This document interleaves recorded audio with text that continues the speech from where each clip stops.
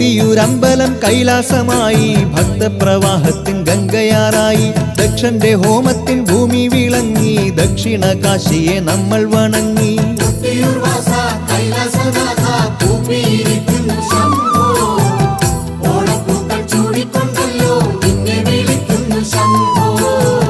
സൃഷ്ടിസ്ഥിതി സംഹാരം ചെയ്യുന്ന മൂർത്തിയല്ലോ,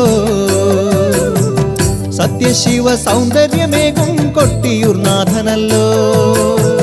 സൃഷ്ടിസ്ഥിതി സംഹാരം ചെയ്യുന്ന മൂർത്തിയല്ലോ,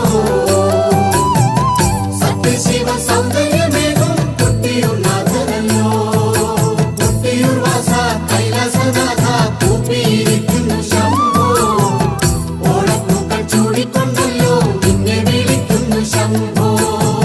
ദക്ഷനാകാലത്തൊരിക്കൽ ദുർഗാദേവിയെ പുത്രിയാക്കിടാൻ ബ്രഹ്മാവിൻ കാരുണ്യത്താലേ